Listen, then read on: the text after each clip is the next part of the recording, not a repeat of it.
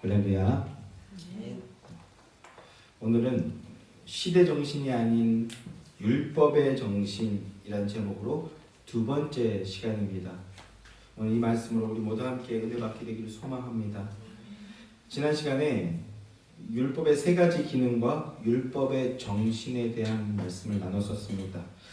우리 주님께서 십자가에서 율법의 모든 요구를 다 이루어 주심으로써 이제 율법이 가지고 있던 정죄의 기능이 폐지되었습니다.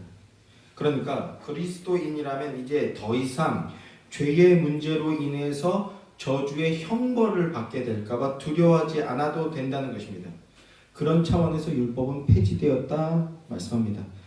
그런데 이것을 오해해서요, 이제 율법은 없다, 이제 율법의 행위를 할 필요가 없다, 이렇게 생각하고 주장하는 사람들이 있습니다. 그를 무율법주의자라고 한다고 말씀드렸죠. 그들은 아마도 처음부터 하나님의 백성이 아니었을 수도 있겠다라는 생각이 듭니다. 그런데요, 또 다른 한편에서는요, 이 땅의 교회가 법 없는 자 같은 모습, 양심의 화인 맞은 자 같은 모습들을 자꾸 보이니까, 윤리 도덕이 상실된 모습들을 보이니까 어떤 사람들은 교회의 그 문제에 대해서 그 해답을 율법에서 얻어보려고 하는 것 같습니다. 그래서 다시 율법을 강조하기 시작하는 그런 모습들을 보게 됩니다. 그런데요, 율법은 완성되었다고요? 그리스도의 사랑으로 율법은 완성되었습니다. 그랬더니요, 또 다른 한편에서는 이걸 받아서, 그래, 시민법, 제사법은 폐지되었지만 문자 그대로 이제 지킬 내용이 없어진 거예요. 그래서 폐지되었다고 하는 게 맞는 겁니다. 그러나 도덕법은, 십계명이죠, 도덕법은 그 정신이 여전히 유효하다. 그러니까 도덕법은 지켜야 된다라고 한다는 겁니다. 이것은 아마도 교회와 성도의 실추된 윤리 도덕을 다시 회복시켜 보겠다 하는 그런 취지인 것 같습니다만, 그러나 그것은 올바른 방법이 아니라는 겁니다. 그렇게 되면 그것은 예수님 오시기 전으로 다시 되돌아가는 것과 같은 게 되는 겁니다. 그래서 개혁주의는 도덕법은 그 정신이 여전히 유효하다라고 말하고 있지만, 그러나 그것은 율법에 대한 올바른 이해가 아니다라는 말씀을 드렸었습니다. 맞아요. 율법의 정신은 유효합니다. 그러나 도덕법만 정신이 유효한 게 아니고 제사법, 시민법, 하나님 나라 백성의 모형으로서의 시민법, 이 세 가지 다 그 정신이 유효하다라는 말씀을 드렸어요. 율법의 정죄, 법적 효력은 이제 사라졌습니다. 그래서 두려운 마음으로 억지로 지킬 필요가 없어졌어요. 그리고 문자 그대로 지킬 이유도 없어졌습니다. 그런데 그 법이 우리 안으로 들어왔다고요.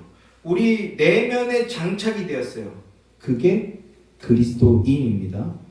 그래서 그리스도인의 정신이 되어서 사랑으로, 두려워서가 아니라 그게 옳고 그 안에 사랑이 있기 때문에 사랑으로 이제 율법을 행하는 내 삶의 행동 양식, 생활의 규범으로 되어진 게 바로 그리스도인이다라는 말씀을 드렸습니다. 행해지고 있고 추구하게 되어진 겁니다. 자, 그래서 오늘 본문 말씀을 다시 한번 보십시오. 4장 19절 말씀입니다. 우리가 사랑함은이라고 하죠. 우리가 사랑함은, 성도란 그리스도를 사랑하게 된 자가 성도입니다. 그래서 성도는 그리스도의 법을 기뻐하는 자가 되었다고요. 그런데 어떻게 사랑하게 되었는가? 그가 먼저 우리를 사랑하셨음이라고 합니다. 우리가 그리스도를 사랑할 수 있게 된 것은 하나님께서 먼저 우리를, 나를 사랑하셨다는 것을 알게 되었다는 거예요. 나를 먼저 사랑하고 계셨다는 것을 알게 됐어요. 언제부터입니까? 언제부터 나를 사랑하셨어요? 창세 전부터 사랑하셨대요. 이미 작정 안에 사랑하기로 작정이 되어 있었다고요. 창세 전부터, 태초부터 나를 사랑하셨고, 그리고 또한 내가 하나님을 원수처럼 여기던 그 순간에도 나를 사랑하셨다는 겁니다. 조건을 따지고 유불리를 따져서 한 사랑이 아니라 이미 만들 때부터 어떠한 일이 있어도 사랑하겠다라고 작정하셨고, 그리고 그게 틀어져서 나를 원수처럼 여겨도 그 사랑은 한결같은 사랑이었다라는 겁니다. 그런 그 사랑이 내 안으로 들어오자 내 안에 있던 하나님을 향한 그 정체가 없는 반감과 적개심이 눈 녹듯 사라져 버렸어요. 이걸 체험한 자만 알 수 있고 체험한 자만 고백할 수 있습니다. 이게 보혈의 피로 다 씻겨져 버린 거예요.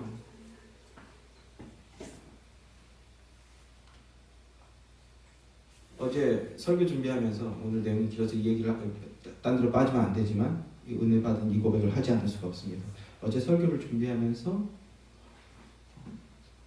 문득 그걸 깨달았어요. 내가 죽으면 하나님 나라의 천국에 가는 자라는 걸 머리로 알지만 그 믿음으로 살고 있지 않았구나.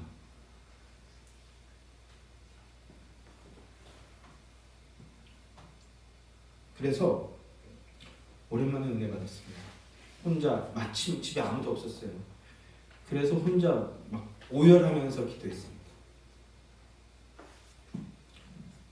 홍수로 모든 걸 깨끗이 씻듯이 나의 여전한 아집과 고집들, 저는 가난합니다. 청빈해요. 그러니까 나는 다 내어놓았어 라고 생각하는 거예요. 그게 교만이었구나. 내가 그리스도의 사랑이 있기 때문에 그 사랑으로 알아요. 저희 가족이 제가 얼마나 사랑하는지. 그래서 무례히 행했구나.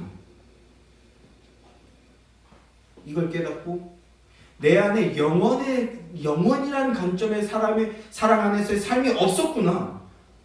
그래서 혼자 폭풍 오열하면서 기도했습니다. 저를 성결하게 만들어 주신 거예요. 보혈의 피로 다 씻어 주신다라는 것을 다시 체험한 겁니다. 사랑 어찌하니 사랑한다고 고백하지 않을 수가 있겠습니까? 그래서 우리가 사랑함은 그가 먼저 우리를 사랑하셨습니다.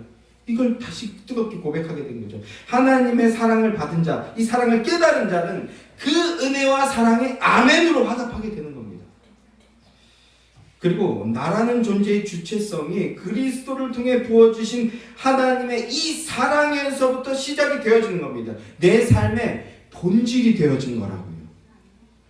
영원하고 무한한 사랑이 내 삶의 본질을 이루게 되었기 때문에 이제 나도 이웃을 향해서 그 사랑을 말하는 자, 그 사랑을 나누어 주는 자가 되어진 겁니다.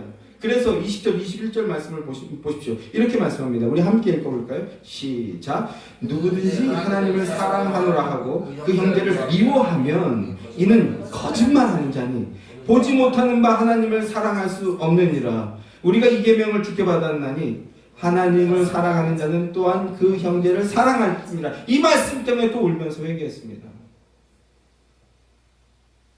미워함이 있어요. 아니, 그는 왜 그렇게밖에 못하나? 원인을 분석해서 알지만 그러나 미워하고 있어요. 그건 하나님 사랑이 아닌 거죠. 누구든지 하나님을 사랑한다고 하면서 그 형제를, 이웃을, 누굽니까? 내 옆에, 바로 내 옆에 있는 사람이에요. 그를 미워하면, 사랑함의 상태에 있지 않으면 그건 거짓말하고 있는 거라는 거예요. 거짓 신앙이라는 거예요. 그럴 수 없다는 거예요. 형제를 사랑하지 아니하는 자, 보지 못하는 바 하나님을 사랑할 수 없느니라고 말씀하죠. 보이는 형제를 사랑하지 않는데, 사랑하려고 애쓰지 않는데 그 사람이 어떻게 보이지 않는 하나님을 사랑할 수 있느냐라는 거예요. 그건 거짓말이라는 거죠. 무슨 말입니까? 진짜 하나님 사랑 안에 있다면 그 하나님의 사랑함의 힘으로 내 형제, 내 이웃을 사랑할 수 있게 되어진다라는 뜻입니다. 어떻게 해요? 21절을 보니까 이 계명을 주께 받았으니라고 합니다. 새 계명, 새 언약이죠. 하나님 사랑, 이웃 사랑이라는 이 사랑의 언약, 사랑의 법이 내 마음에 심겨져 버렸기 때문에 그 일들이 가능해지게 된다는 거예요. 법이 마음에 심겨졌어요. 장착되었어요. 그래서 그 법이 막 효력을 발휘하니까 그 법의 이끌림을 받아서 사랑의 삶으로 나아가려고 하게 되어진다는 겁니다. 그리고 끝끝내 사랑하게 되는 거죠. 근데 내가 주인이면요, 그 마음도 없고 시도도 하지 않는 거예요. 그걸 뭐라고 합니까? 그걸 죄라고 합니다.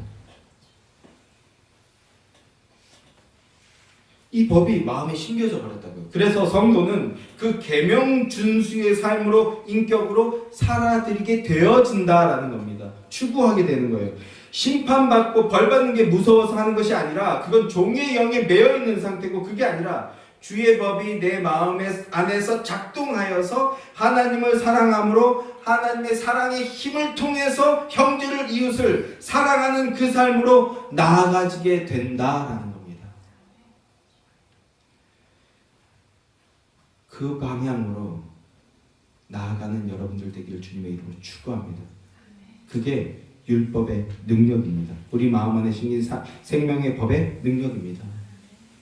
자, 그리스도를 구주로 믿음 고백하는 자들을 그리스도인이라고 합니다. 그리고 이 믿음을 새 언약이라고 한다고 했습니다. 율법이 마음 안에 심겨진 존재라는 겁니다. 그래서 가치관과 추구하는 방향이 세상 사람들과 달라지는 겁니다. 그러니까 세상 사람들과 구별되어지는 거죠. 이걸 뭐라고 합니까? 이걸 거룩이라고 합니다. 세상 살아가는 법칙이 달라졌어요. 지난 시간에 이 법을 뭐라고 한다고 말씀드렸어요? 율법을 통해서 율법의 완성은 사랑을 통해서였다라고 말씀을 드렸어요. 그리스도의 십자가의 사랑이 법으로 완성이 되어서 그리고 그 법이 성령님을 통해서 내 마음 안으로 들어왔습니다. 그래서 이 법을 사랑의 법이라고 하고 생명의 성령의 법이라고 한다고 말씀을 드렸어요. 성도는 이 생명의 성령의 법 안에 있고 이걸 따르고 이걸 추구하는 자가 되었다라는 겁니다. 생명의 사랑의 법칙이 들어오니까 세상 사람들이 옳다라고 하는 그런 것들을 이제 맹목적으로 따르지 않게 된 거예요.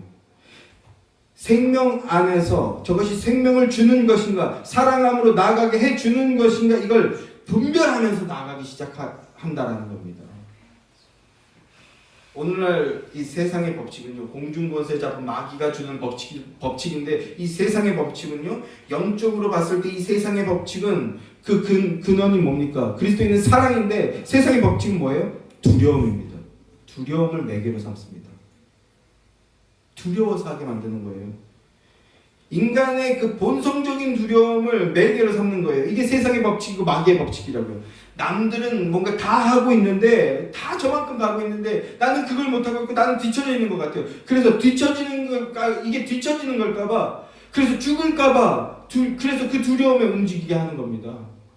우리 애는 지금 성적이 이만한데, 우리 애는 지금 그 직장을 이렇게 다니고 있는데, 우리 애는 뭐를 어떻게 하고 있는데, 저 집은 지금 집이 평수가 몇 평인데 적금을 어떻게 들였는데, 이렇게 살아야 되는 게 맞지만 이 땅에서 우리는 이것 때문에 두려워서 사는 게 아니라는 겁니다. 이게 두려워서 홍수 날까봐, 불바다 될까봐, 전쟁 날까봐 그렇게 두려워서 사는 건 성도가 아니라는 겁니다. 하나님 그렇게 내버려 두시지도 않습니다. 두려움 때문에 행하고 두려움 때문에 움직이고 있다면 그건 종의 영이고 노예의 영에 빠져서 마귀의 지배를 받고 있는 거라는 겁니다. 세상이 그렇다는 거예요. 하나님의 사랑은 그렇게 움직이지 않습니다. 생명을 따라 사랑으로 바라보고 살아나는 길, 함께 살아나고 함께 행복해지는 길로 나아가지게 만드는 겁니다. 그게 생명의 성령의 법입니다. 성도는 이 생명의 성령의 법의 인도를 받는 자들입니다. 그래서 지난 시간에 적용으로 시대 정신에 대해서 이야기를 나눴습니다. 첫 번째 바카스 CF 가지고 얘기했는데 그닥 받아들이지 않는 것 같았어요. 주요. 시대 정신을 얘기했는데 오늘도 지난주에 이어서 계속해서 적용의 말씀을 나누고자 합니다. 시대 정신에 대해서요. 시대 정신이란 동시대가 요구하고 있는 사회적 상식, 사회적 합의, 사회적 요구라는 말씀을 드렸습니다. 사람들이 말하고 생각하는 것들이 사회의 울타리, 보이지 않는 관념의 울타리가 되고 법칙이 되는 겁니다. 그래서 뭐 하면 되고 뭐 하면 안 된다라는 어떤 선과 금기가 설정이 되어 있어요. 오늘날에도 마찬가지죠. 오늘날의 시대 정신은 뭡니까? 사족으로 빠지진 않겠습니다. 우리가 성도가 기억할 것은요, 이런 사회적 상식, 시대 정신이라는 게 자연 발생적인 것이 아니라는 겁니다. 원래부터 있었고 원래부터 그랬던 게 아니라는 거예요. 사람들이 그렇다라고 생각할 뿐이지 길어봐야 100년도 안 됐어요. 우리 김치의 민족이라고 하는데 김치 역사가 150년이 안 됩니다. 원래부터 그랬던 게 아니라고. 어떤 보이지 않는 동인이 있다라는 건데 우리는 그걸 추적하고 분석하는 자들이 성도라고 할 수 있습니다. 보세요. 우리나라 대한민국은요. 국교가 없는 나라입니다. 종교가 무제한 자유로 풀어져 있는 나라예요. 국가에서 공식 인증한 종교나 통일된 사상 체계가 없는 나라라는 뜻입니다. 이게 좋은 것 같은데 문제예요. 큰 문제입니다. 국가 차원에서 공유되는 통일된 사고나 이념 체계가 없으니까 그러니까 끊임없이 반목하고 분열하고 분쟁하게 되는 거예요. 수싸움에서 누가 수가 많으냐, 이 수싸움에서 이기면 그냥 그쪽이 무조건 끌고 가는 그런 형국인 겁니다. 또 반대로 대중은요, 무조건 지지해요. 옳고 그르냐 따지는 것이 아니라 무조건 지지해요.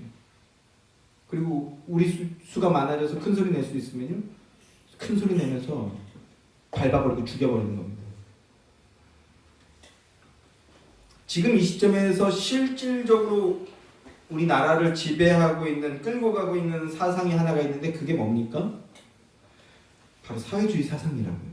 사회주의 사상. 실질적으로 대한민국은요, 사회주의 사상을 모체하고 있는 나라입니다. 지금 현재.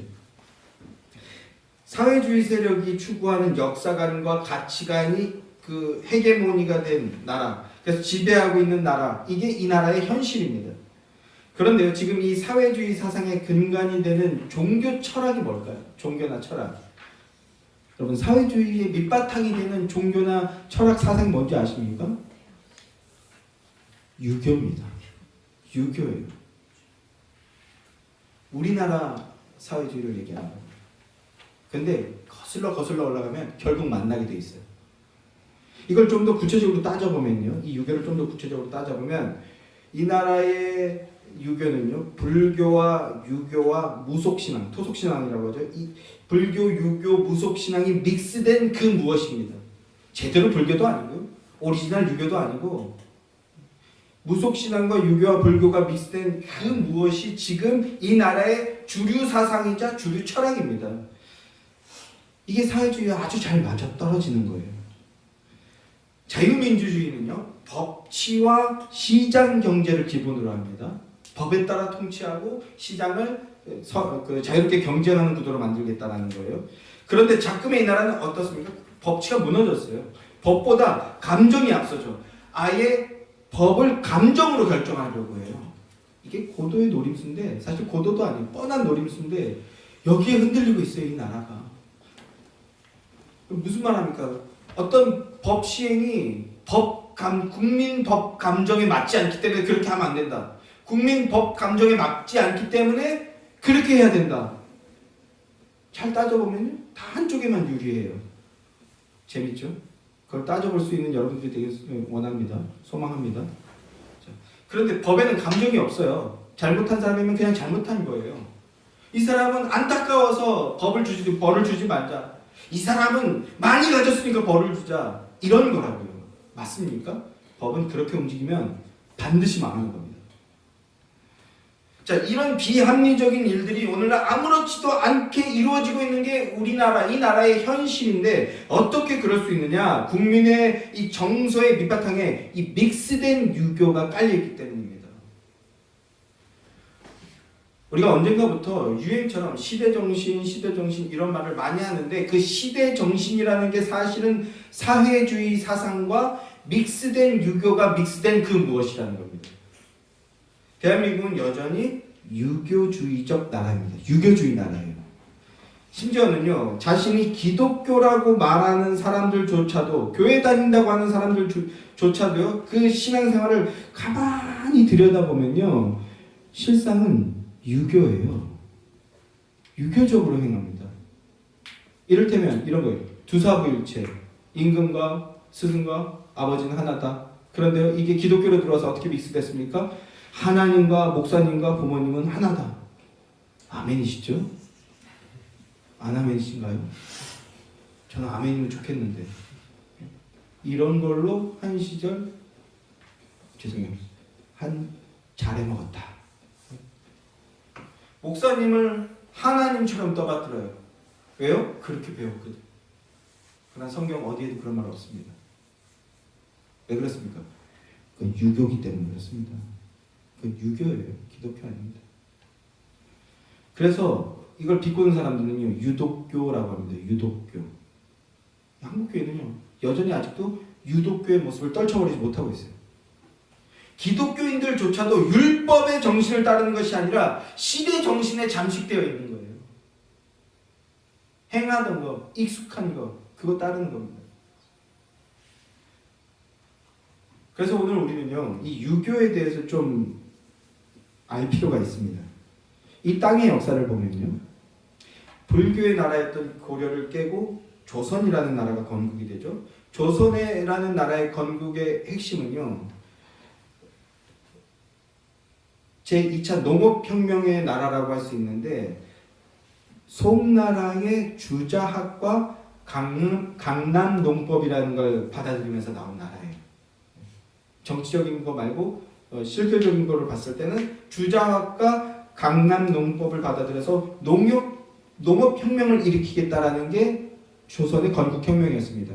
그래서 뭐예요? 쌀밥 배부르게 먹게 해주겠다. 이밥 먹여주겠다라는 게 조선의 어떤 캐치프레이즈였다고 할 수 있습니다. 이밥 먹여준다는 걸 북한에서는 김밥 먹여준다라고 얘기하잖아요. 이게 전체주의 국가의 모습인데, 자, 참고 삼아서 간단하게 강남농법이라는 걸 말씀을 드리면요, 강남농법이라는 건 우리가 친구 따라 강남 간다라고 하는데 이게 한강 얘기하는 게 아니라 양쯔강 얘기하는 거예요. 양쯔강 이남에 송나라가 대번영을 이뤘잖아요. 거기로 간다라는 뜻입니다. 그 강남농법인데, 송나라가 이 강남농법이라는 것을 통해서 대풍요를 누리는 나라가 됐어요. 근데 그 핵심이 뭐냐면 논에다가 물을 대는 겁니다. 우린 너무나 기본적인 거잖아요. 근데 이전에는 없었던 거예요. 논에다 물을 대는 겁니다. 비가 많이 오는 서아시아 지역에서는요, 물이 풍족하니까 1년에 3모작, 4모작도 하는데, 그런데 이 한반도 땅은요, 장마가 짧아요. 장마가 짧고 나라가 대부분 건조합니다. 그래서 농사하기가 매우 어려운 나라였습니다. 그러니까 일반 백성들은 항상 굶어있는 상태인 거죠. 그래서 송나라의 강남농법을 도입한 겁니다. 생산성을 극대화시킨 거예요. 극도로 향상시키는 거예요. 이걸 체계화시킨 사람이 바로 세종입니다. 세종이 그래서 수차라는 거 개발하고, 논에 물 대는 방법들 개발하고, 그 논에 또 물을 대려면 강수량을 알아야 되니까 치국이 개발하고, 또 치국이가 어떻게 작동되는지 알려면 해시계 이렇게 해서 막 여러 가지를 개발했던 거예요. 이거 정착시키려고. 그래서 성공적으로 정착시킨 겁니다. 최소한 200년 동안은요, 이것 때문에 나라가 풍요로웠어요. 그리고 나라를 안전하게 통치하기 위해서는 통일된 사상체계가 필요하다는 걸 알고 있었어요. 그런 면에서 대한민국보다 낫죠. 그래서 두려운 게 바로 송나라의 주자학입니다. 이게 농업사회와 아주 잘 맞거든요. 이 주자학을 다른 말로 성리학이라고 하는데요, 쉽게 얘기해서 유교의 업그레이드 버전입니다. 공자의 유교를 업그레이드한 게 주자의 성리학입니다. 그래서 주자학, 성리학 이렇게 얘기합니다. 이것을 조선 사회에 실제로 구현하고 도입한 사람이 바로 이것도 세종입니다. 세종이 우리 이렇게 하자라고 했는데 시행이 잘 안 되다가 시스템화 시켜버린 게 세종이에요. 세종을 통해서요, 유교가 통치 시스템으로 적용이 되는데, 그런데 실제로 이게 백성 전체에게 퍼져나가서 나라의 어떤 DNA화 되는데, 유교화 되는 데는요 200년이라는 시간이 걸립니다. 그래서 조선이 유교의 나라가 되었다라는 걸 알리는 게 뭡니까? 바로 성종이 만들었던 경국대전입니다. 이제 유교로 통치하는 나라가 되었다는 거예요. 200년 걸렸어요. 사람들의 말, 용어가 바뀌고요. 그래서 생각이 바뀌고, 그래서 이제 실제 행하는 사회의 시스템이 바뀐 겁니다. 이를테면요, 장가 간다라는 것은 무슨 말입니까? 남자가 여자 쪽으로 간다라는 말이거든요. 이게 불교 사회의 모습이에요. 고려까지는 그래서 장가 갔어요. 남자가 장가 갔어요. 그런데 이혼도 쉬워요. 쫓겨나거든, 남자가. 쫓아내고 새 남자 들이는 거예요. 어때요? 아름다운 사회입니까? 그런데 시집 간다라는 말은요, 조선시대 때 생긴 거예요. 시집 간다. 여자가 이제 남자의 집으로 가는 거예요. 그 시스템 안에 들어가서 미안하지만 복속되는 겁니다. 살아보신 분들은 알죠. 복속되는, 한 부품이 되는 거예요. 그 가정에. 시집 간다. 이거를 최초로 시작한 사람이 누구냐면 세종입니다. 자기 동생을 시집 보내거든요. 그 전까지는 조선이 유교사회라고 했는데 아직까지 장가를 가고 있었는데 이게 시행이 안 되니까 세종이 직접 자기의 동생을 시집을 보내버립니다. 왕이 그렇게 하니까 이제 따라가기 시작한 거죠. 우리는 이 장가간다 시집간다 이 말이 여전히 남아있어요. 결혼이라는 개념이 아직도 약하다는 거예요. 결혼이라는 게. 두 사람이 독립된 두 사람이 이거 너무 멀어진다. 하여튼 독립된 두 사람이 만나서 또 다른 독립체를 만든다는 게 결혼이거든요. 계약 시스템인데 우린 여전히 여기서 아직도 시집이라 그러면 철천지 원수처럼 여기잖아요. 아직도 기독교 정신이 온전히 구현이 안 되고 있다는 거예요. 자, 사람들의 말이 용어가 바뀌고 그러니까 용어가 바뀌니까 생각이 바뀌고 생각이 바뀌니까 행동이 바뀌고 그래서 사회 시스템이 바뀌는 겁니다. 그게 최소한 한 세대는 바뀌어야 됩니다. 30년은 걸린 거예요. 최소한. 그래서 바뀌고 장가 가던 사람들이 시집 가야 된다 그러니까 자식들한테 시집 보내고 시집 가서 이제 시집이 보편화 되는데 150년, 200년 걸렸던 거예요. 그런데 대한민국은 문제가 뭐예요? 이걸 70년 만에 다 바꿔버렸어요. 그러니까 사람 생각은 여전히 조선사회에 머물러 있는데 몸은 지금 우주를 날아다니는 이런 그러니까 어마어마한 괴리가 발생하는 거예요. 자, 아무튼 그렇게 200년 만에 유교가 통치 이념으로 구현이 되고 시대 정신이 되어서 이후 300년 동안 조선사회의 근간을 이루게 되는 겁니다. 그러면 유교가 뭐고 성리학이 뭐냐? 간단하게 정해 보겠습니다. 성리학을 학적으로 접근하면 이 세 가지로 구분할 수 있는데요. 이기론, 심성론, 수양론이라고 합니다. 말이 되게 고상인데요. 이기론만 얘기할게요. 이기론에서 기는 우주고요. 그리고 이는 우주의 원리라는 말입니다. 그러니까 유교란 우주의 원리와 우주의 법칙을 따르는 체계다라는 거죠. 말이 참 멋있지 않습니까? 그래서 이거 강의 들어보면요, 내가 막 가슴이 벅차. 내가 되게 막 고상한 사람 같고 뭐라도 된 것 같아요, 진짜로. 나중에 한번 유교 주자 성리학 강의를 한번 들어보세요. 듣고 나면 그런데 명확하게 뭐다라고 정의되는 건 없는데, 근데 나는 되게 고상하고 고매한 사람이 되어 있는 것 같아요. 그게 유교입니다. 유교가 가진 장점이라고 할 수 있어요. 자. 그래서 이거를 이 기를 적용적으로 하게 되면 이는 도덕입니다. 그리고 기는 물질을 의미합니다. 이와 기가 모여지고 흩어지는 우주의 흐름으로 살아가는 거다라는 건데요. 이 원리를 따라서 우주 만물은 뭐냐면 이와 기를 선과 악으로 구분하는 거예요. 그래서 이거 굉장히 실제로 주자 성리학 강의 들으면 이렇게 얘기를 잘 안 해주는데 너무 뻔해지니까. 근데 이는 도덕이고 기는 물질인데 기는 나쁘고 이는 옳다 이런 구조를 가지게 되는 겁니다. 이렇게 이분법적 구조.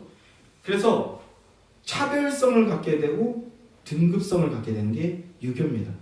하늘은 높고 땅은 낮다. 그러니까 하늘은 옳고 땅은 그르다라는 거예요. 위에 있는 건 옳고 아래에 있는 건 그르다. 위는 선이고 아래는 악이다. 이런 차별성과 등급성을 갖게 됩니다. 이게 유교입니다. 그러면 그 하늘에 해당하는 게 뭡니까? 임금이에요. 임금 밑에 나머지는 전부 다 불의한 자들입니다. 불의한 존재들입니다. 여기까지만 적용하면 기독교와 거의 비슷합니다. 하나님만 참선이고 나머지는 다 죄인이죠.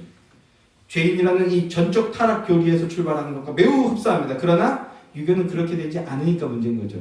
여기에서부터 이제 내려갈수록 분화하고 분화되는 겁니다. 어떻게 분화가 됩니까?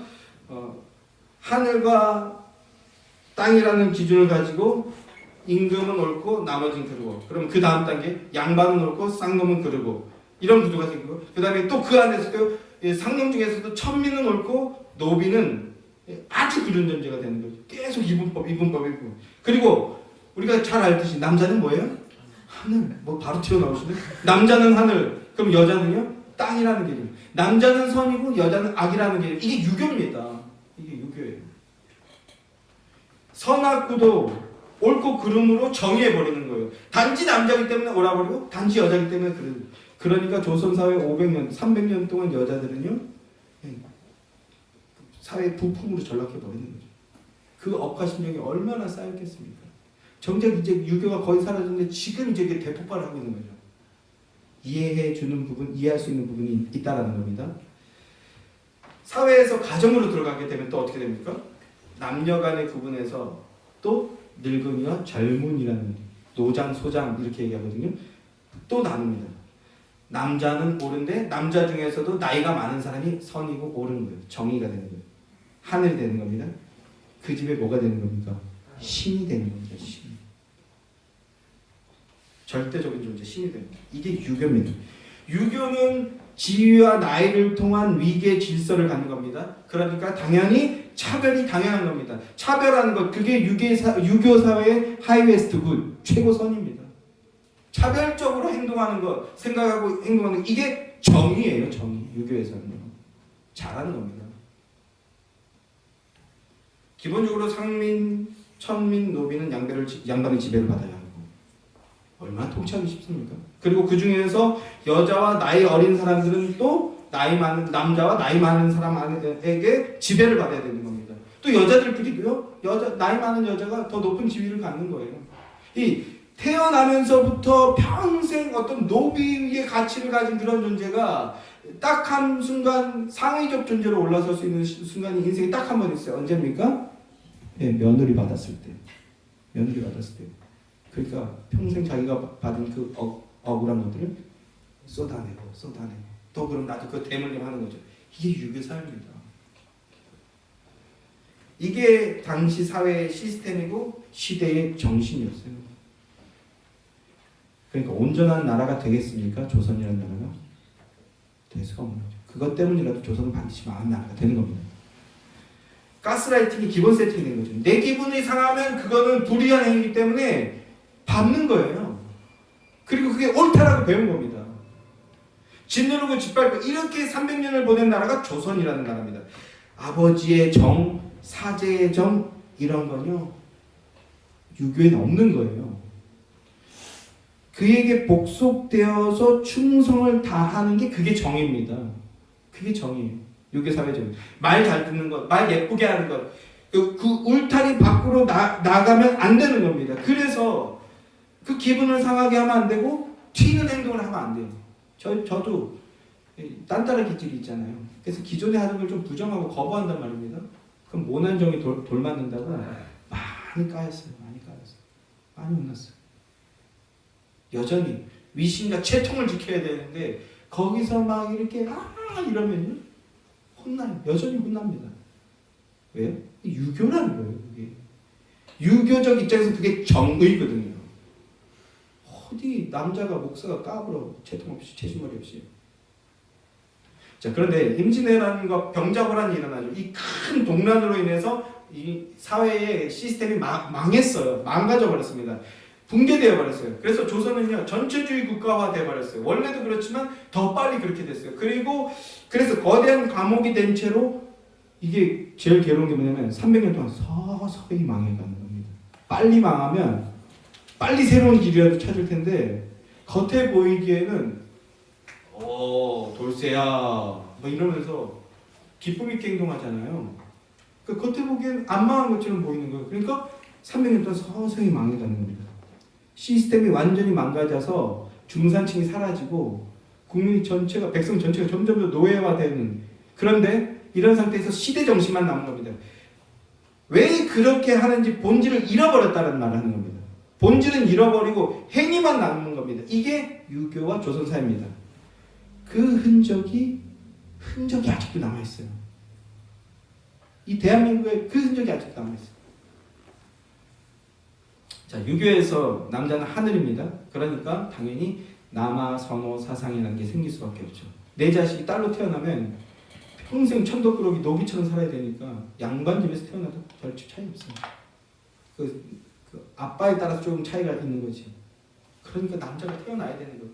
그 남자 태어났을 때 비로소 내가 좀 기를 피잖아요. 여자도 며느리 받잖아.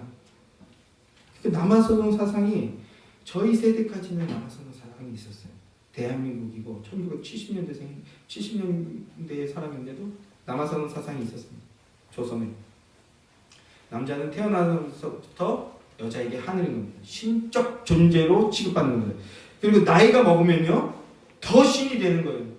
자동으로 어린 사람보다 상위적 존재가 되고 그가 말하고 생각하고 행동하는 게 법이 되는 거예요.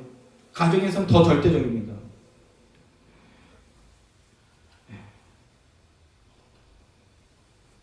저도 어렸을 때 뭐 이거 이제 예를 들기 시작하면 한도 끝도 없이 이제 나오는 거예요. 소설책으로 13권 이제 나오는 거죠. 저도 어렸을 때 아버지랑 목욕탕을 갔는데 그때 나이가 5살인가 6살인가인데 40년대생이면 조선 사람이에요. 그러니까 5살 6살짜리랑 아빠랑 목욕탕을 가는데 5살 6살짜리가 엄마가 이제 그 뭐 목욕탕에 가서 할 것 떼수건이라든지 이런 걸 주잖아요. 뭐 이렇게 봉지에 담아서 주면 제가 그걸 들고 아빠 뒤를 쫓아가는 거예요. 뭐요? 복속된 존재라는 거죠. 자식이 아니라 복속된 존재입니다. 아버지의 기분을 상하게 하면 안 되는 이런 시스템으로 살았다는 거예요. 남자는, 어른은, 그리고 가장은 심적 존재예요. 그래서 살림살이는 아녀자들이나 하는 거다라고 생각합니다. 남자는 그거 하면 뭐 한다? 포츠 떨어진다. 이런 얘기를 대놓고 하던 시대였어요.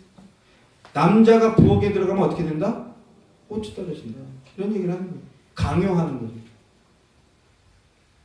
제 어머니가 돌아가시기 전이었어요. 2011년, 12년 정도 된 것 같습니다. 목사는 월요일이 휴일이잖아요. 저는 지금 그것도 없지만 어쨌든 월요일이 휴일이에요. 쉬는 시간이에요. 유일하게.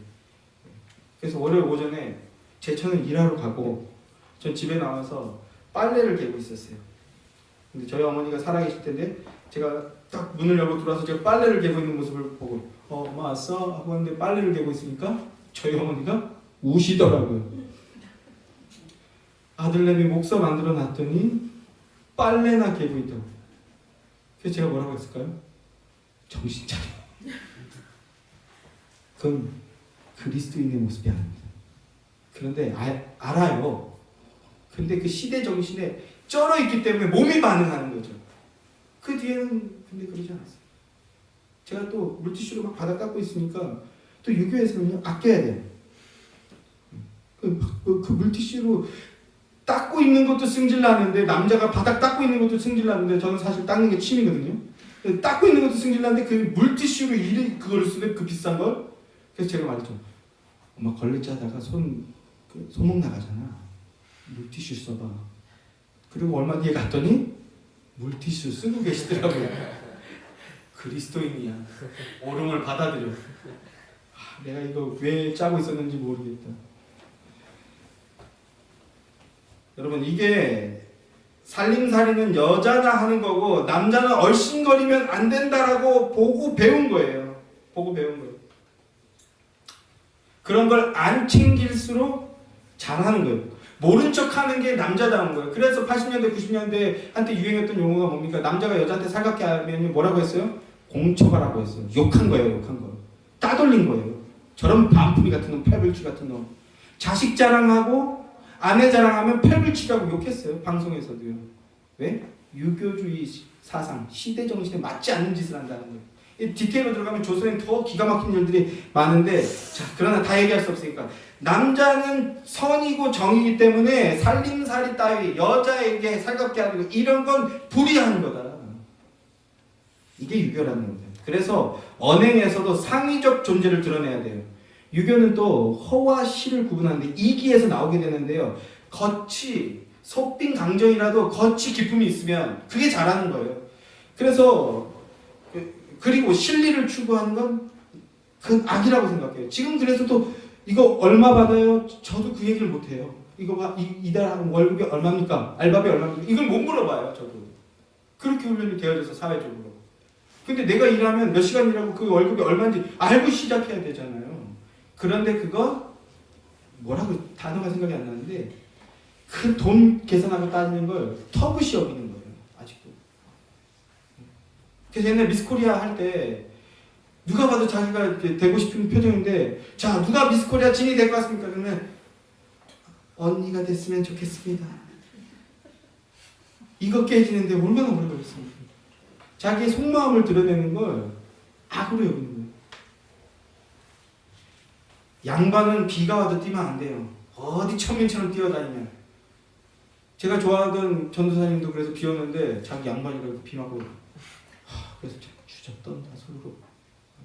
근데 저도 따라하더라고요. 나중에 목사 되니까.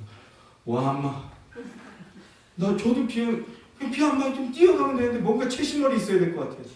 그래서 뭐 하는 짓이냐. 또 굶어 죽게 생겼어도요. 어디 가서 밥 빌어 먹으면 안 돼. 그건 누가 하는 거예요? 그건 남여자가 하는 거야. 그러니까 지금 당장 집이 쌀이 없는데 가서 구걸을 해야 되는데 그건 여자들이나 하는 거예요. 남자는 집에서 공자와 맹자와 이러고 있고. 그게 잘하는 거라는 거예요. 위신 깎이는 행동을 하면 그건 악이라는 겁니다. 그래서 말을 해도요. 어떻게 말해야 됩니까? 방귀를 껴도 크게 끼면 남자다운 거예요. 무한 끼면요. 오 시원하다. 남자답네. 드럼을 해도 악 하면 호탕하네. 남자답네.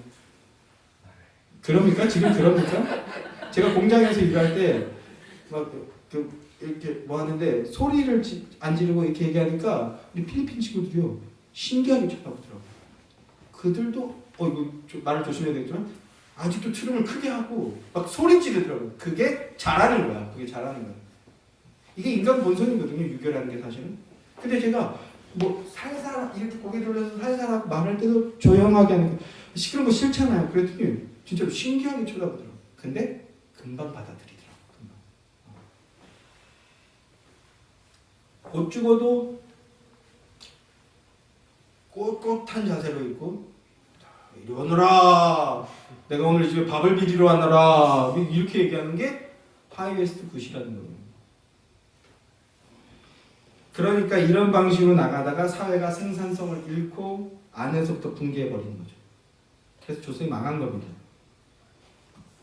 그런데요, 동시에 서구 사회는 세상이 변했어요. 서구에서는 산업혁명이라는 게 일어났습니다. 농업사회가 끝나고 산업혁명이라는 게 일어났어요. 그 전 산업혁명이 일어나기 전까지는 서양이나 동양이나 농경사회일 때는요, 비슷했습니다. 큰 차이가 없었어요. 생각하고 행동하는 게. 그런데 산업혁명이 일어나면서 변하기 시작했어요. 남자가 더 중요하고 남자가 더 높았는데 서양도 이런 구도가 서서히 깨지기 시작합니다. 서서히 깨지기 시작. 조선 사회가 망하면서 1800년대 이제 사실상 망하면서 신분제가 사라져 버렸습니다. 돈 있는 천민이 양반 족보를 사서 자기도 이제 양반인 척 신분 세탁을 해버리는 거죠. 사실상 사회 시스템이 유교로서의 사회 시스템이 붕괴해 버렸다는 겁니다. 근데 정신만 남아 있는 거죠. 변질된 채로 사회를 건전하게 지탱할 중산층 세력이 없어졌어요. 모든 면에서 이제 완전히 망가져 버렸어요. 그래서 대부분의 평민들이 천민 수준으로 더 전락해버리고 더 억압받게 되는 겁니다. 돈 있는 극소수의 사람들이 양반이 되어버렸고 그래서 나라의 문화가 완전히 없어져 버린 겁니다. 파괴되어 버렸어요. 여자들은 그 와중에도 한결같이 죽어라 일하고 남자들은요 이 사회성을 좀 더 알아야 되지만 어쨌든 그냥 간단하게 해서 남자들은요 일할 거리가 없어요. 그러니까 뭐 합니까? 여자들이 반일을 싹 하고 뭐 이렇게 해서 지금 벌어온 돈으로 뭐 합니까? 그 돈으로 뭐 해요? 술 먹는 거예요. 나가서 술 먹고 노름하다가 돈 잃으면은 서로 두들겨 패고 싸우고 욕하고 이게 기본 세팅이에요. 사회 기본 세팅이었어요. 그러다가 얻어맞고 집에 가서 뭐 합니까? 집에 가면 그러면 이제 처자식 두들겨 패는 겁니다. 자기 막 그 억하십정 같은 거 두들겨 패는 거예요. 함부로 말하고 막 이렇게 말하고 그리고 이렇게 기회 있으면 막 얍삽하게 행동하고 이런 게 잘하는 거였어요. 잘하는 거였어요. 이게 너무 비참하지만 조선 말기의 사회의 문화였고 시대 정신이었습니다. 그 당시 사람들이요. 저희 아버지 세대까지 이게 고스란히 남아있었거든요. 그래서 그런 말 하는 사람들이 있는데 그 당시 사람들이 악해서 그런 것도 아니고요. 못 배워서 그런 게 아니에요. 못 배워서 그런 게 아니에요. 사람들이 흔히 술 먹고 때려 부시고 이러면 저 사람이 못 배워서 그런데 못 배워서 그런 게 아니라 보고 배운 대로 한 겁니다.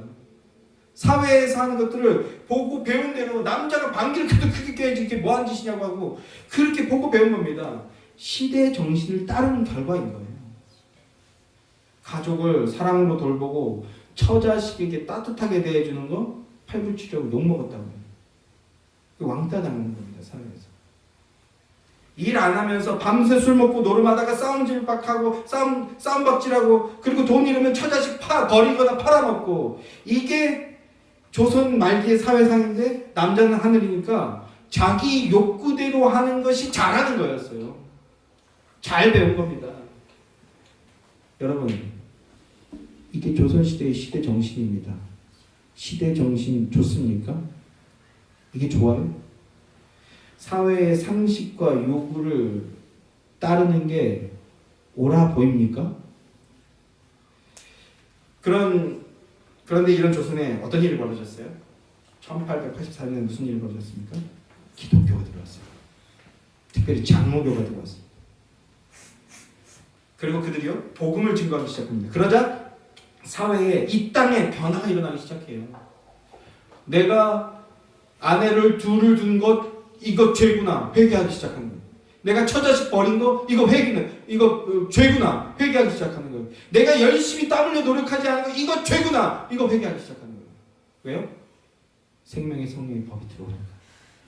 사회의 법이 아니라 살리는 거였구나. 살리는 거여야 되는 거예요. 깨달은 자들이 나오는 거예요. 그 변화가 이제 오늘 여기까지 또 오게 되는 겁니다. 제가 지금 이런 이야기를 하는 이유는 이 땅에 아직도 이 유교의 DNA가 남아있기 때문입니다. 심지어 교회 안에도 남아있다라고요. 그러나 그건 그 유독교라고 조롱받는데 반복음적인 겁니다. 시대 정신이라는 게 당시 사회에서 부족한 부분이 있고 변화나 충족을 요구하는 부분이 있었기 때문에 나타난 것일 겁니다. 그런데 역사를 보면 그 시대 정신이라는 게 절대적인 가치나 진리처럼 붙들어졌을 때 그 사회들은요 모두 다 망했어요. 진리가 아니라 복음 진리가 아니라 시대 정신을 붙드는 사회는요 모두 다 망했습니다. 이 시대 정신이라는 게 충족이 되잖아요. 그럼 뭐가 됩니까? 죽이는 칼이 됩니다. 70년대 80년대 대한민국 사회의 시대 정신은 뭐였어요? 대표적인 거 하나? 잘 살아보세요. 그러면서 좀 가정을 아름답게 꾸미기 위해서 국가에서 뭘 지정해 줍니까? 둘만 낳아 잘 기르자. 이걸로도 부족해. 나라가 막 그지 같은 사람들이 너무 넘쳐나는 거예요. 챙겨줄 아직 돈이 없는데. 그러니까 뭐 하자는 거예요? 하나만 낳아 잘 기르자. 그랬더니 어떻게 됩니까? 이 시대 정신이 충족됐어요. 저희 부모님 세대들은요, 제 막내 작은아버지 당수어른께서 이런 말씀 하시더라고요. 이 손자들을 보게 되니까 내가 둘 낳자마자 바로 가서 수술했어. 딱 어깨에서. 이 양반이, 우리 숙모님도 이 양반이 바로 가서 수술했어. 이렇게 어깨 힘들어하는 거야. 그 시대 정신에 부합한 사람이었다는 거죠. 그랬더니 조카들이 뭐라고 합니까?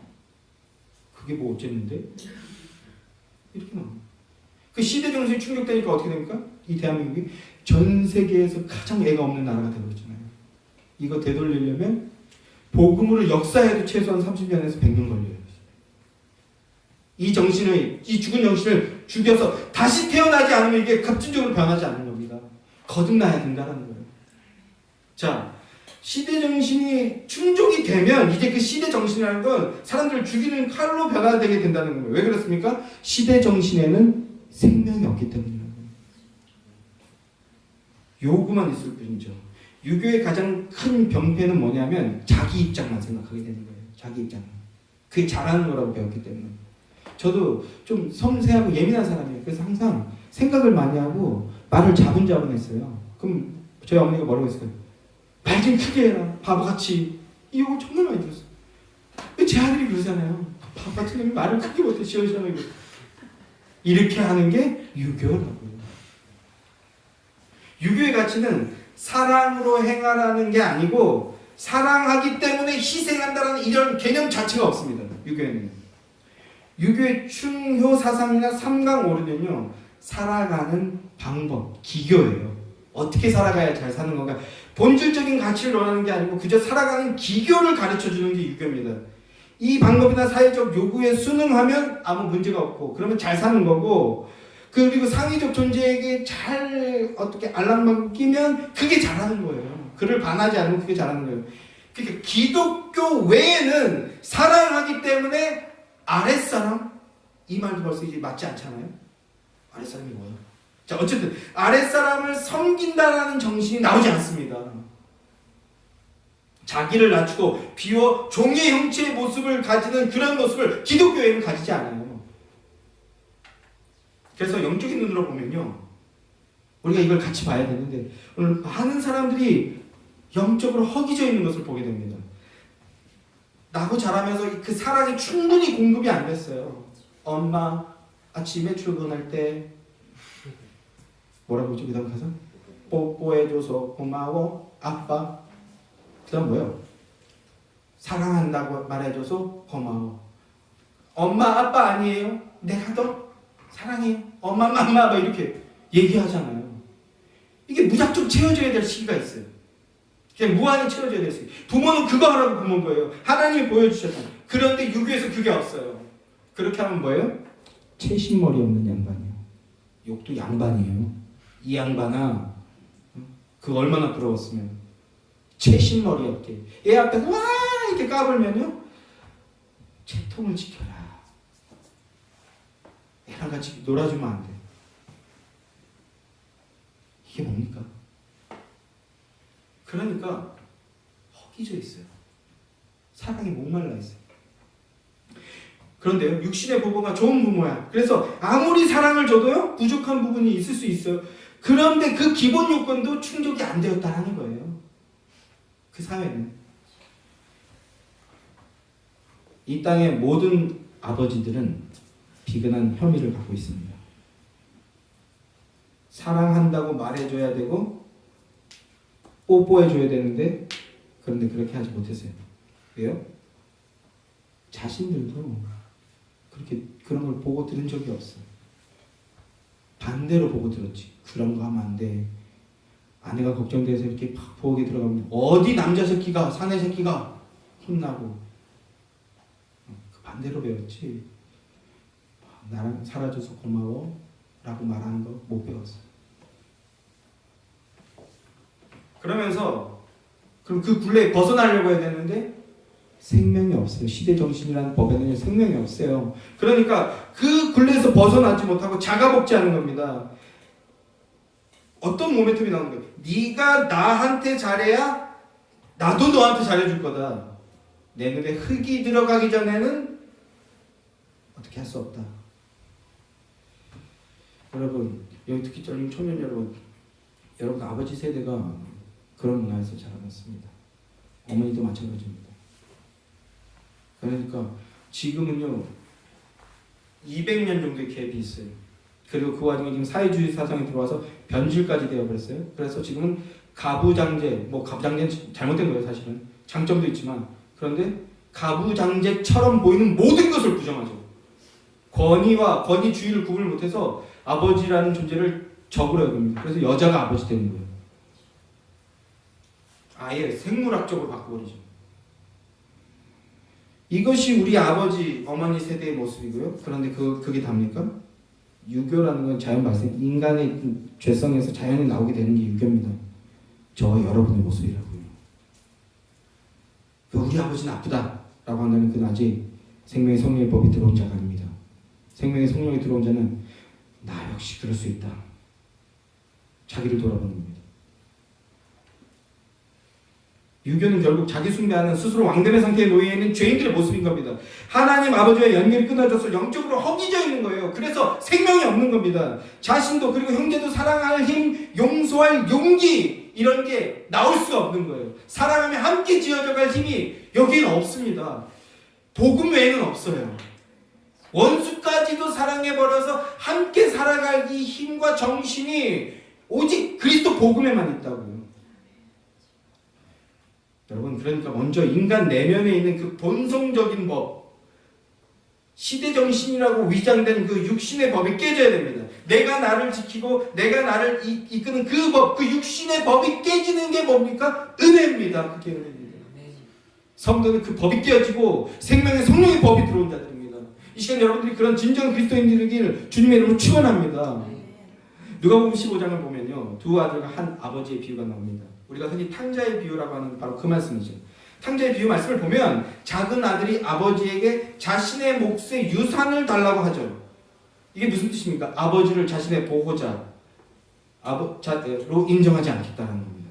아버지의 통치를 인정할 수 없고 그래서 아버지를 죽은 자처럼 여긴다라고 말하는 겁니다. 우리나라 말로 하면 뭐라고 합니까? 호로 자식이라고 하죠. 또 마음이 동했는데 이거 근데 그냥 이게 아니고 병자호란 얘기예요. 자, 아버지의 법을 거부하고 자신의 법대로 살아가겠다는 겁니다. 그래서 유산을 받아내죠. 그 유산을 받자마자 어떻게 합니까? 먼 곳으로 떠나서 자신의 법을 따라서 마음껏 살아가는 겁니다. 어떤 문란한 삶을 살고 낭비하는 삶을 살아도 아무 문제가 없어요. 왜냐하면 자기가 법이고 자기가 기준이니까. 자기 마음에 옳게 하는 게 그게 선이고 그게 정이니까 아무 문제가 없는 거예요. 그런데 결국 그 문제가 드러나죠. 뭡니까? 가지고 있던 재산을 모두 다 써버렸다고 합니다. 그래서 생명을 잃어가는 자가 되었습니다. 생명을 잃어가는 자, 굶어 죽어가는 자가 되었어요. 인간의 실존이죠. 그래서 탕자에 비유보면 돼지 쥐염 열매를 먹으려고 합니다. 그런데 돼지 사료조차 주려고 하는 사람이 없다라는 거예요. 돼지 사료라도 줄인 배를 채우려고 하는데 드디어 자신의 실존을 깨닫습니다. 그래서 누가복음 15장 17절 보면 스스로 돌이켰다라고 합니다. 스스로의 실존을 돌아봤다는 겁니다. 돌아보니 아버지의 법을 부정하고 자신의 법을 절대 선으로 여겼는데 그건 틀렸구나. 육신의 법으로 사는 것은 생명을 얻을 수 없는 것이구나 라는 것을 깨달았다는 뜻입니다. 생명이 없는 자, 의가 없는 자, 불의한 자라는 것을 자각하게 되고 인정하게 되는 겁니다. 이게 구원이죠. 그래서 뭐 합니까? 아버지께로 돌아가야 되겠다. 생명을 되찾을 유일한 길이 아버지이기 때문에 아버지에게로 돌아가야겠다라고 생각합니다. 자, 그런데 중요한 것은요. 아들이 아버지를 다시 찾아왔어요. 우리는 그동안 이런 아들이 되자라는 식으로 이 말씀을 많이 받았지만 그거보다 더 중요한 건 뭐예요? 아버지가 무엇하고 있었느냐가 더 중요합니다. 이 비유의 핵심은 아버지가 어떤 분이시냐, 무엇하고 계시냐는 건데 아들로부터 죽은 자 취급을 받았고 통치를 거부당했던 법의 통치를 거부당했던 그 아버지가 무엇을 하고 있었습니까? 누가복음 15장 20절 말씀을 보면 이에 일어나서 아버지께로 돌아가니라 라고 한 다음에 아직도 거리가 먼데 아버지가 그를 보고 측은히 여겨 달려가 목을 안고 입을 맞추니라고 합니다. 아직도 거리가 먼데 아버지가 자기를 죽은 자처럼 여기던 그 아들, 거부했던 그 아들을 뭐하고 있어요? 기다리고 있었다라는 거예요. 언제 올까? 기다리고 있었다는 겁니다. 우리 아들이 언제 돌아올까 한결같은 모습으로 기다리고 있었다는 겁니다. 그리고 그 아들이 보이자마자 달려가서 그 아들을 안았다고 합니다. 그런데 왜 보이자마자 안았을까요? 왜 안았을까요? 너무 반가워서? 그런 것도 있겠죠. 그런데 그런 것이 아니고요. 더 중요한 것은 신명기 법에 따라서요. 아버지를 거부하고 저주한 자는 21장에 가면 돌로 쳐 죽여라 라고 했습니다. 그러니까 자칫 잘못하면 이 사랑하는 아들이 법에 따라서 돌에 맞아 죽는 거예요. 그러니까 율법대로 그대로 뒀다면 율법이 서서 소리쳐서 죽여버리는 그런 일이 벌어지는 겁니다. 그래서 그런 일이 벌어지기 전에 언제 돌아올지 모르는 그 아들을 기다리고 있는 겁니다. 그리고 자기를 부정하고 떠난 그 아들 창자가 찢어지는 듯한 아픔이었지만 그러나 그 아들이 죽을 수 없으니까 그래서 기약 없이 기다리고 있다가 저 멀리서 보였을 때 달려가서 안아버리는 거예요. 뭐예요? 그 율법에 내가 대신 맞아 죽겠다라는 거예요. 돌을 던진다면 율법에 따라서 내가 맞아 죽겠다. 대신 죽겠다는 겁니다. 이게 뭐예요? 하나님 아버지의 사랑이라는 거예요. 무슨 비유입니까? 잃어버린 당신의 자녀를 다시 되찾기 위해서 독생자를 보내셨고 그 독생자가 율법에 따라 대신 맞아 죽게 하는 겁니다. 그거로 우리를 살리겠다는 거예요. 십자가에 죽으시면 대신 맞아 죽게 하고 그것으로 십자가의 그 법의 요구를 충족시켜 주셨고 그리고 완성된 그 법을 우리 안에 집어넣은 겁니다. 이게 뭡니까? 이게 구원입니다. 사랑의 법, 생명의 성령의 법이 우리 안에 들어온 겁니다. 그 법 가지신 여러분들 되게 소망합니다. 그 법이 마음에 장착된 자는 어떠한 은혜를 통해서 받은 것인지 이제 알게 됐기에 이제 뭐합니까? 아버지를 사랑하게 됩니다. 그게 어디서 나와요? 내 형제, 내 이웃, 내 육신의 아버지, 내 육신의 자녀 사랑하는 걸로 나오는 겁니다. 그래서 그 생명의 성령의 법이 저에게 들어와서 평생을 때려 부시고 평생을 그냥 마누라 처자식 그 발로 차고 때려 부시던 그 아버지하고 사랑하려고 같이 붙들고 엄청 울었다고요. 제가 그런 게 아닙니다. 생명의 성령의 법이 나를 그리로 이끌었어요. 그래서 같이 울고 사랑하게 됐어요. 그 생명의 성령의 법이 들어오면 이제 이웃과 화평하게 되는 겁니다. 내가 값없이 받았거든요. 그 값없이 받은 그 복된 사랑을 당신도 얻게 되길 소망한다. 그 마음을 가지게 되는 겁니다. 이게 십자가에서만 나오는 사랑이에요. 여러분, 이 생명의 성령의 법이 문자화된 것이 뭡니까? 바로 복음입니다. 예수 그리스도의 사랑, 살아계신 하나님의 사랑, 복음을 믿고 예수를 구주로 고백하고 아버지를 찾고 구하는 자, 그가 바로 복된 자라는 겁니다. 그런데 복음을 들어보지 못한 사람들, 복음을 드러내지도 못하는 사람들, 여전히 죄인의 삶을 살아가고 있습니다. 육신의 소욕을 따르며 하나님 아버지를 거부하고 죽은 자 취급하며 살아가는 자들이 있습니다. 시대 정신이라는 걸 따르며 살아가기 급급한 모습들을 바라보게 됩니다. 잘 먹고 잘 마시고 잘 입고 그러다가 시집 장가 잘 가면 그러면 난 행복해질 거다, 이런 생각으로 살아가는 거예요. 그러나 인생 그리스도 없이 인생만 조금 더 살아본 사람만 되어도 알죠. 거기에 그렇다고 해서 거기에 행복이 있는 게 아니다. 근데 그리스도 없이 또 인생을 살아도 모르더라고요. 몰라요. 생명의 성령의 법이 들어오지 않은 사람은요, 생명의 지혜를 갖지 못해요. 더 가져야 되나 보다. 오늘날은, 예전에는요, 그 특정 대상이 있었어요. 내 옆집, 그래서 뭐라 그래요, 엄친아, 저 옆집 저 남편, 옆집 저 아내, 옆집 저 아이처럼만 됐으면 좋겠다라고 하는데, 근데 그 사람이 안 보이면 좀 평화가 와. 그래도 근데 지금요, SNS로 가. 람보르기니 타고 다니고, 막 투명 유리 수영장 있는 그런 데서 수영하면서 와인 마시고, 뭐 브랜드도 모르겠는 옷 입고 이런 거 하고, 그걸 보면 나는 망해가고 죽어가는 거예요. 상대적 같아요. 이게 시대 정신이에요. 맞습니까? 생명의 지혜가 들어온 사람만 그런 것들로 행복이 오지 않는다라는 걸 알게 되는 겁니다. 그 생명의 성령의 법이 들어온 사람은요, 눈을 기는 것도, 무시하는 말도 툭 말하는 것도, 그래서 제가 어제 울었다고, 회개했다고, 이만큼 하면 그래도 할 만큼 했다는 생각하고 있었고, 그렇게 남의 상처 주면서 자기가 그 일들을 당하면요, 인생 전체가 무너지는 아픔을 경험하게 되는 겁니다. 그런데 또 반대로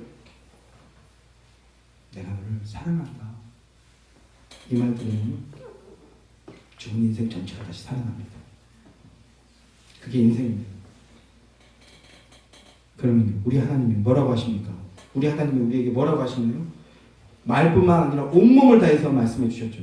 하나님이 세상을 이처럼 사랑하사, 너희를 이처럼 사랑하사 독생자를 주셨으니 이는 그를 믿는 자마다 멸망치 않고 영생을 주겠다, 사랑함에 거하는 그 삶을 주겠다, 이렇게 말씀하셨습니다. 무슨 말입니까? 내가 너를 사랑한다 라는 겁니다. 사랑하는 성도 여러분, 그 사랑이 우리를 살렸습니다. 우리에게 생명을 줬습니다. 그 은혜 앞에 굴복하는 것이 은혜입니다. 우리에게 생명의 사랑을 주신 그분을 믿고 구주로 따르는 여러분들 되시길 주님의 이름으로 축원합니다. 그리고 그 사랑은요, 먼저 우리에게 주신 사랑입니다. 따지고 재고 뭐 요구가 충족되면 한 사랑이 아니고 먼저 주신 사랑이요. 그 사랑이 사랑하는 성도 여러분의 신비에 깊게 새겨져 있기를 소망합니다. 하나님의 무한하고 영원한 사랑으로 참 생명과 소망의 삶을 사는 여러분들이 되시기를 주님의 이름으로 축원합니다. 그럼 이제 우리요 사랑하며 살아가십시다. 기도하겠습니다.